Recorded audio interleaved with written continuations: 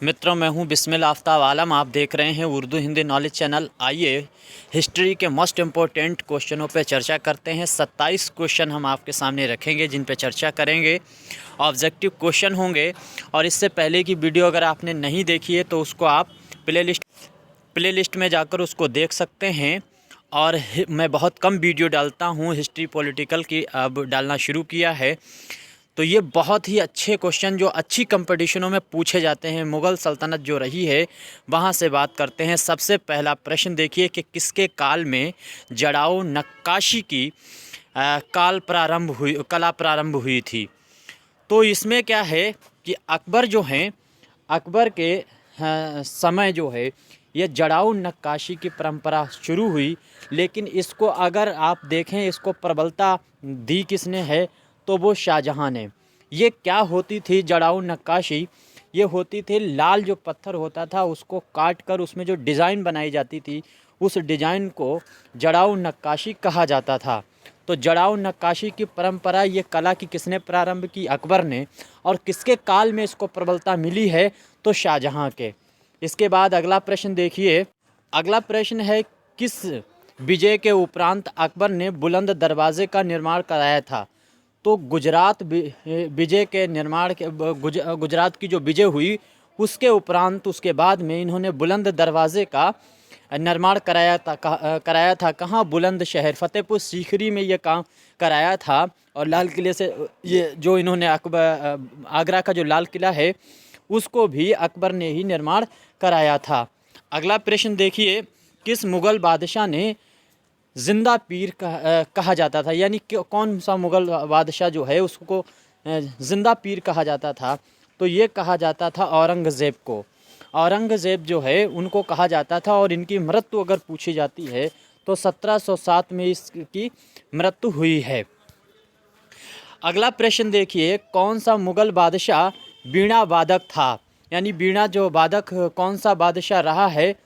तो ये बीणा वादक जो है वो भी औरंगज़ेब का ही उत्तर होने वाला है सही। इसके बाद में अगला है, मेरे ख़्याल से ये बीणा वादक जो है वो जहांगीर होगा। इसको एक बार देख लीजिएगा। अगला है, जजिया कर दोबारा लगाया गया। तो ये लगाया गया 1679 में, ये दोबारा जजिया कर लगाया गया था। इसको बंद किसने किया था? तो कल मैंने इसको बताया था, कल वाली वीडियो में, कि अकबर ने इसको बंद किया था। सर्वप्रथम किसने लागू किया था? तो जो तुगलक वंश का राजा बादशाह हुआ है फिरोज शाह तुगलक, उसने प्रारंभ किया था और उसको बाद में बंद किया अकबर ने। दोबारा उसको औरंगज़ेब ने इसको पुनः लागू किया था जजिया कर को। किस सन में पुनः लागू किया गया है? तो 1679 सन, आपको याद रहे। इसके बाद अगला प्रश्न है कि अब्दुल रहीम खान खाना की एक जो है कवि थे, तो उनका जो असल नाम है वे किस नाम से जाने जाते थे? तो अब्दुल रहीम खान खाना जो है, रहीम जो हैं, रहीम खान खाना का इन्हीं को उस्ताद जो है, टीचर जो है रखा गया था अकबर के काल में। ये नवरत्न में शामिल थे। और दूसरी बात, जो अकबर का लड़का था जहांगीर, तो जहांगीर का उस्ताद यानी जहांगीर के गुरु जो है वो रहीम खान खाना ही है। तो वो रहीम दास के दोहे आपने पढ़े ही होंगे 9th में, और हाई स्कूल में 9th में इनके दोहे शामिल किए गए हैं। आगे देखिए, वो दोहा तो इनका बहुत है, रहमन हीरा कब कहे लाख टका मेरा मोल। इसके बाद में अगला प्रश्न है, बाबरनामा किसने लिखी थी? तो यहाँ पर बाबरनामा जो है कहा जाता है, यहाँ पे जो टिक लगा है गलत लगा हुआ है, इसको गुलबदन ने लिखा था। क्योंकि गुलबदन जो है वो गुलबदन बाबर की लड़की है और हुमायूं की बहन है। तो हुमायूं की बहन होने के साथ साथ में गुलबदन जो है उसने ही इसको फ़ारसी में लिखा था अपने फादर पे। इसके बाद में थॉमस रो किसके दरबार में आया था? जहांगीर। थॉमस रो किसके दरबार में आया था? जहांगीर। और यहीं से ईस्ट इंडिया कंपनी की हल्के हल्के शुरुआत होने लगी थी। इसके बाद में शाहजहाँ के शासनकाल में इनमें से क्या अपने उत्कर्ष पर था? तो स्थापत्य कला जो है वो अपने उत्कर्ष पे ही था।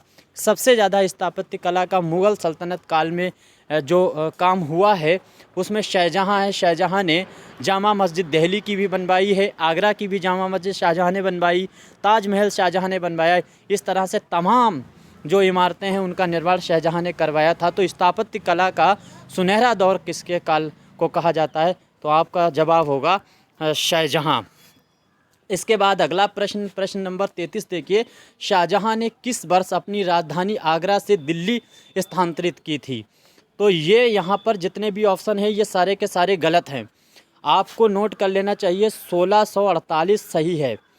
1648 में इन्होंने अपनी राजधानी जो है आगरा से हस्तांतरित करके दिल्ली को बना लिया था। उसका नाम इन्होंने शाहजहानाबाद रखा था, जो वर्तमान में फिर दिल्ली के नाम से प्रचलित हो गई। इसके बाद में किसके द्वारा मयूर सिंहासन का निर्माण कराया गया? शाहजहाँ, ये तो पता है, ये वही मयूर सिंहासन है जो दिल्ली के लाल किले में बना हुआ था और इसी में कोहिनूर हीरा भी जड़ा हुआ था। इसके बाद अगला प्रश्न है, अकबरनामा किसके द्वारा लिखी गई? अब्बुल फजल, ये बहुत ही अहम है और इसको बहुत बार पूछा गया है। तो अब्बुल फजल जो हैं वो भी नवरत्न में शामिल थे। रहीम खान खाना भी नवरत्न थे। राजा टोडरमल भी जो हैं, तानसेन भी, ये सारे के सारे जो हैं वो अकबर के नवरत्न में शामिल थे। तो फ़ारसी में ये जो है अकबरनामा लिखा था। इसको आईने अकबरी भी इस किताब को कहा जाता है। इसमें अकबर की जो ज़िंदगी है, अकबर का जो शासनकाल रहा है, उसका विवरण प्रस्तुत किया गया है और अब्बुल फजल ने किया है। अगला प्रश्न देखिए, अगला प्रश्न है कि अकबर के काल में नश्क या जो है नश्क, कहीं पर खा मिलेगा कहीं पे का, ये एक ही बात है, क्या था? तो ये जो था वो भूराजस्व पद्धति थी। इस पद्धति में क्या था कि जो गांव में अनाज या उपज हुआ करती थी उसकी दर को बढ़ाना और उसमें जो कर व्यवस्थाओं में सुधार होना है, उस पद्धति का नाम जो था वो नश्क जो है नश्क था। नश्क या नश्क, ये ऐसे आपको याद रखना है। इसके बाद में हुमायूं का मकबरा कहाँ स्थित है? नई दिल्ली, ये तो आपको पता है, सॉरी दिल्ली में है, ये तो आपको पता ही होगा। अगला प्रश्न देखिए, शेर शाह से पराजित होने के बाद हुमायूं ने शरण ली थी।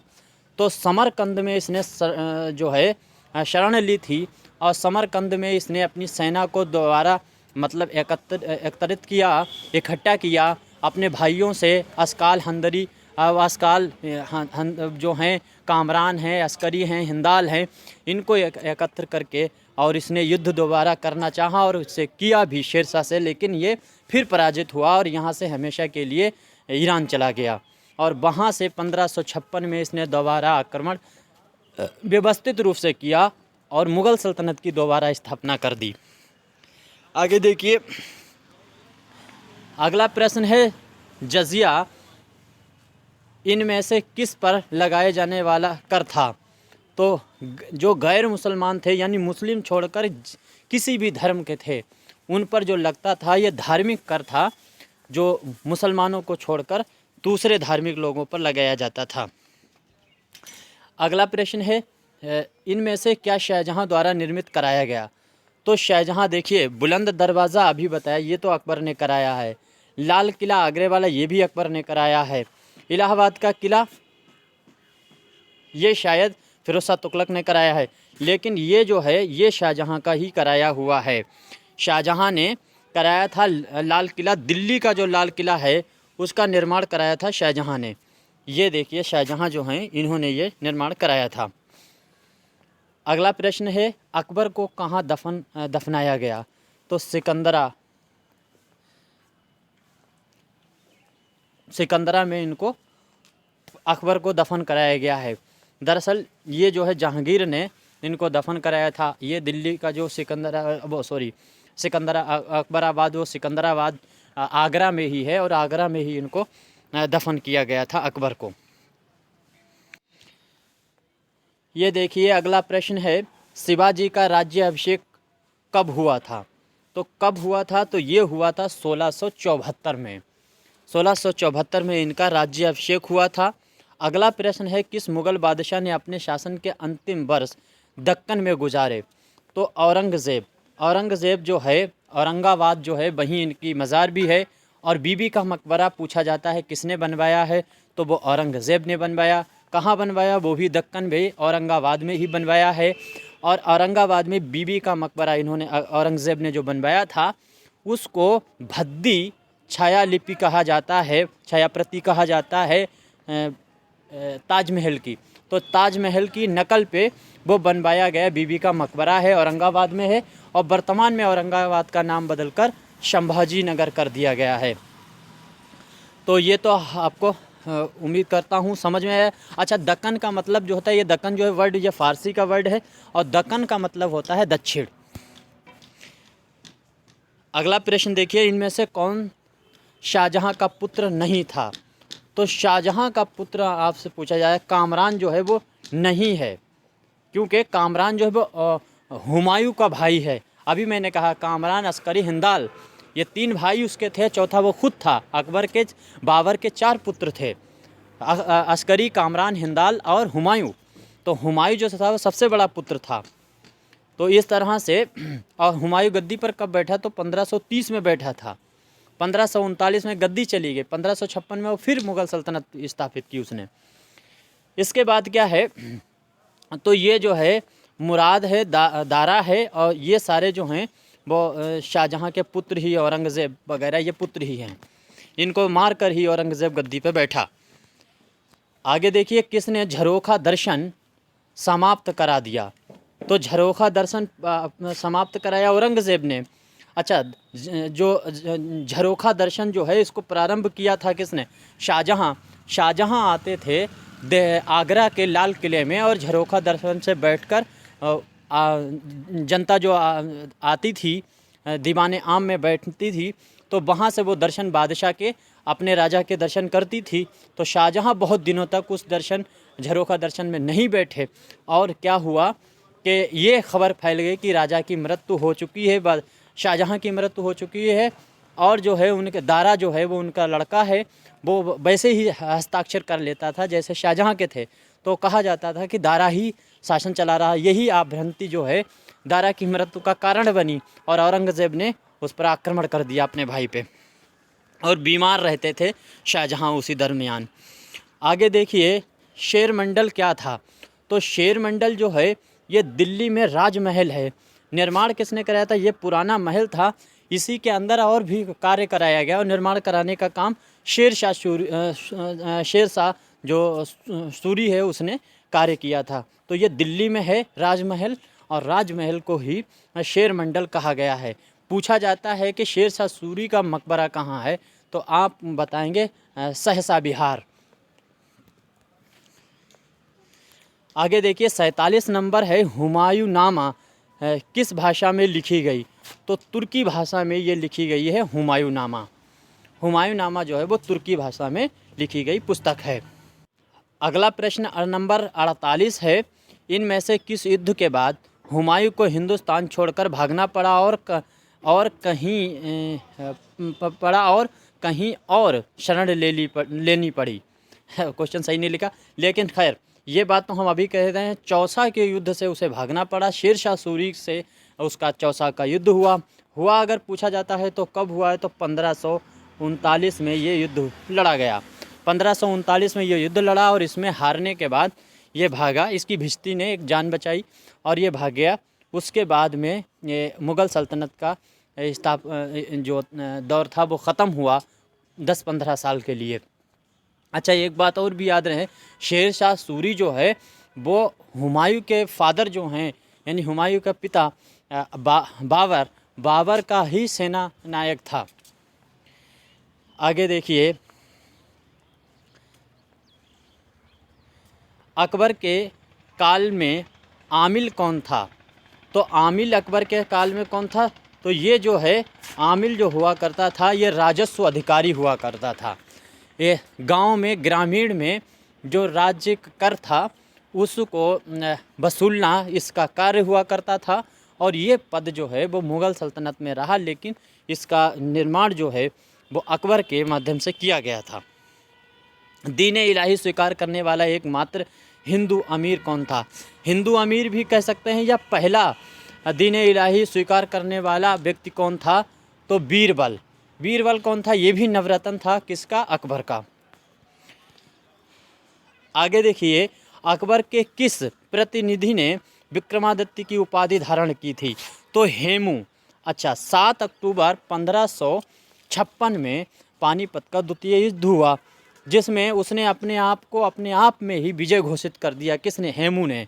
और प्राचीन एक उपाधि हुआ करती थी जो है विक्रमादित्य की, तो विक्रमादित्य की उपाधि इसने धारण कर ली। लेकिन दोबारा पुनः कुछ दिनों के बाद युद्ध हुआ, जिसमें वो घायल हुआ और शायद मारा गया। आगे देखिए, आखिरी प्रश्न है, अकबर का सर्वप्रथम राज्य अभिषेक कहाँ हुआ था? तो ये हुआ था कालानौर। तो कालानौर जो है, यहाँ इनका सबसे पहले राज्याभिषेक हुआ। शासन इन्होंने आगरा से चलाया। मृत्यु इनकी जो है वो भी आगरा में हुई। और अकबर जो है, इनका शासनकाल सबसे लंबा रहा, 1556 से शुरू होकर और 1605 तक इसका ही शासन रहा है। उम्मीद करता हूँ सारे प्रश्न आपको अच्छे लगे होंगे। वीडियो अच्छी लगी है तो इसे शेयर कीजिए। और जो है, इससे पहले की अगर आपने वीडियो नहीं देखी है तो उस वीडियो को प्लेलिस्ट में जाकर देख सकते हैं। प्लेलिस्ट बनी हुई है हिस्ट्री की, और ये सारे प्रश्न जो थे मध्यकालीन हिस्ट्री से लिए गए थे। तो ये प्रश्न बहुत ही अहम थे, इनको आप अपने पास नोट कर सकते हैं। धन्यवाद।